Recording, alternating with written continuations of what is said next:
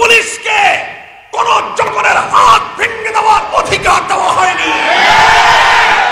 আদালতের কাছে আমরা দাবি তুলতে চাই, সেই কুষ্টিয়ার বিতর্কিত এসপি সাহেবকে বরখাস্ত করতে হবে, বরখাস্ত করতে হবে।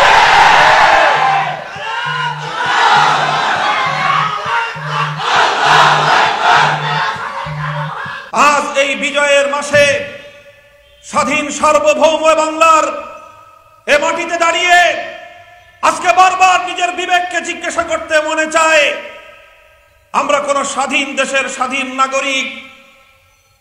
আমরা কি স্বাধীন দেশের স্বাধীনভাবে বসবাস করবার সুযোগটুকু পাচ্ছি? যদি আমরা স্বাধীন নাগরিক হই, তাহলে আজকে প্রজাতন্ত্রের একজন দায়িত্বশীল হয়ে আইনের পোশাক পরিধান করে একজন এসপি কিভাবে আমাদেরকে হুমকি প্রদান করেন হাত ভেঙে দেওয়ার?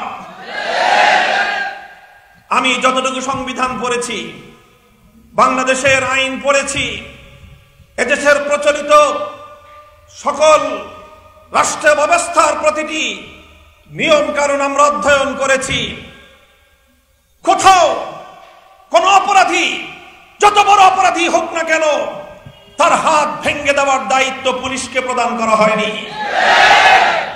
বিচার ব্যবস্থা রয়েছে, আদালত রয়েছে, বিচারকরা রয়েছেন।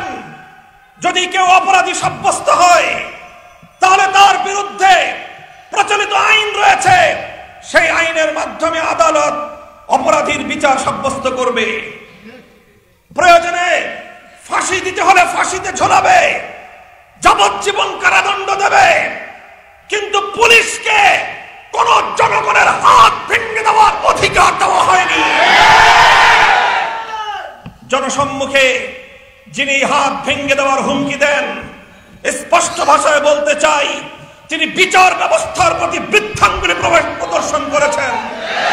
তিনি বাংলাদেশের সংবিধানকে অপমান করেছেন, বাংলাদেশের রাষ্ট্র ব্যবস্থার প্রতি বৃদ্ধাঙ্গুলি প্রদর্শন করেছেন।